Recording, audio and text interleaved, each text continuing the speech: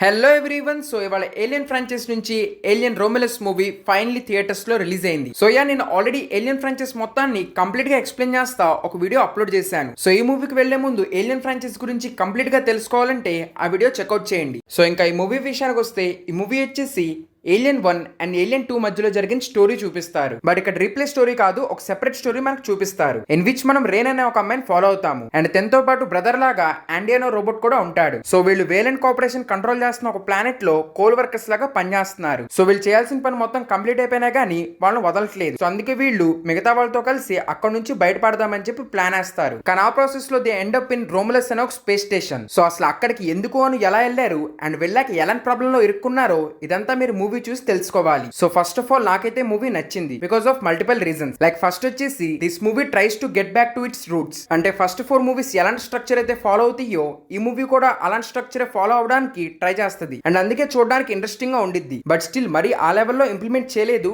ఎందుకో నెక్స్ట్ మాట్లాడదాము. కానీ still better than previous 2 parts. అంటే ప్రొమిథియస్ అండ్ కోవెనెంట్ కన్నా this movies far too better. Because అనవసరంగా హిస్టరీ ఆర్ యూనివర్స్ ని ఎక్స్పాండ్ చేద్దామని ట్రై చేయకుండా ఆడియన్స్ కి ఒక మంచి ఎక్స్పీరియన్స్ ఇవ్వడానికి ఈ మూవీ ట్రై చేసిద్ది. అండ్ అనుకున్నట్టే ఖచ్చితంగా movie screen play, sound and ఆ రెడ్ లైట్ తో కొన్ని చోట్ల మంచి సస్పెన్స్ క్రియేట్ చేశారు. అండ్ ఇన్ఫాక్ట్ కొన్ని చోట్ల భయపెట్టారు కూడా. అంటే ఫస్ట్ హాఫ్ లో సెట్ అవ్వడానికి టైం తీసుకున్నా గానీ అండ్ ఒకసారి సెట్ అయ్యాక లాస్ట్ వరకు మంచి థ్రిల్లింగ్ ఎక్స్పీరియన్స్ ఇచ్చింది. Especially climax portion was interesting. And ఇంకోటి ఈ మూవీలో కూడా కావాల్సినంత గోర్ అండ్ వైలెన్స్ ఉంది. అండ్ ఇంకో బెస్ట్ పార్ట్ ప్రీవియస్ మూవీస్ గురించి తెలియకపోయినా గానీ ఆడియన్స్ డైరెక్ట్ గా వెళ్ళి మూవీని కూడా చూసేయొచ్చు. అండ్ సెకండ్ నాకు బాగా నచ్చిన విషయం వచ్చేసి ప్రొడక్షన్. అంటే ఇంతవరకు పెద్దగా టెక్నాలజీ లేదు కాబట్టి అలా చూపించారు. ఇప్పుడైతే టెక్నాలజీ ఉంది కాబట్టి మొత్తం లేటెస్ట్ గా చూపిస్తారని చెప్పి ఎక్స్పెక్ట్ చేశాను. కానీ మళ్ళీ వీళ్ళు ఎక్సలెంట్ గా అదే రెట్రో స్టైల్ వాడారు. కావాలని చెప్పి ఆ 90s మూవీస్ వైబ్ ఇచ్చారు. అంటే ఆబ్వియస్లీ 2 పార్ట్స్ మధ్యలో జరిగింది కాబట్టి అలాంటి టెక్నాలజీ చూపించారు. కానీ చూడడానికి స్క్రీన్ మీద చాలా బాగుంది. లైక్ 90s టైప్ లో ఉన్న space ship or machines and especially CGI and VFX. ఇక్కడ కూడా వీళ్ళు VFX కన్నా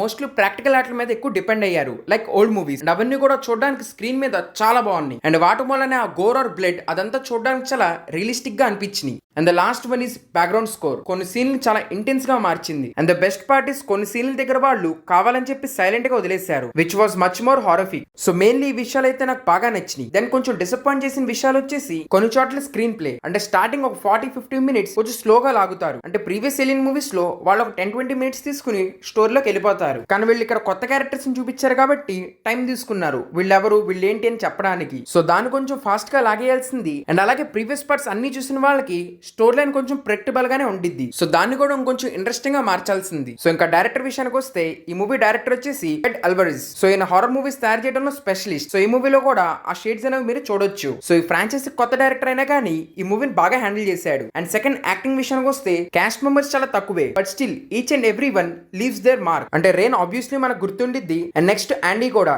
చాలా బాగా చేశాడు. అంటే ఆ డోర్ ఓపెన్ చేసిన సీన్ అయితే నిజంగా చిరాకు తెప్పించాడు. అండ్ అదర్ 4 యాక్టర్స్ కూడా బాగా చేశారు. సో ఓవరాల్ ఇప్పుడు దాకా ఏలియన్ ఫ్రాంచైజ్ నుంచి ఏ మూవీ చూడని వాళ్ళైతే ఖచ్చితంగా వెళ్ళండి. బికాస్ ఈ మూవీ మీకు ఖచ్చితంగా క్రేజీ ఎక్స్పీరియన్స్ ఇచ్చిద్ది. కానీ ఒక విషయం, ఈ మూవీలో బ్లడ్ అండ్ వైలెన్స్ చాలా ఎక్కువ ఉంటది. సో అది గుర్తుపెట్టుకోండి. అండ్ రెండోది, చూసిన వాళ్ళు కూడా ఖచ్చితంగా వెళ్ళండి. బికాస్ ఈ మూవీ స్టోరీ కొంచెం ప్రెడిక్టబుల్ గా ఉన్నా కానీ దాని స్క్రీన్ ప్లే కవర్ చేసిద్ది. అండ్ అలాగే ఆల్మోస్ట్ ఫస్ట్ 2 మూవీస్ లాంటి ఎక్స్పీరియన్సే ఈ మూవీ కూడా ఇచ్చిద్ది. సో నాకైతే మూవీ బాగానే అనిపించింది. ఖచ్చితంగా ఇలాంటి మూవీస్ థియేటర్ లో చూడమని రికమెండ్ చేస్తాను. బికాస్ కొన్ని silent scenes and jump scare moments theatre లో నెక్స్ట్ లెవెల్ ఇంపాక్ట్ ఇస్తాయి. సో ఇంకా ఓవరాల్ ఇదే నా జెన్యూన్ రివ్యూ. ఈ వీడియో కనుక మీకు నచ్చుంటే please like and share. And ఇలాంటి జెన్యూన్ రివ్యూస్ కోసం ఈ ఛానల్ సబ్స్క్రైబ్ చేసుకోండి. ఇంకా థ్యాంక్ యూ ఎవ్రీవన్. నెక్స్ట్ వీడియోలో కలుద్దాం.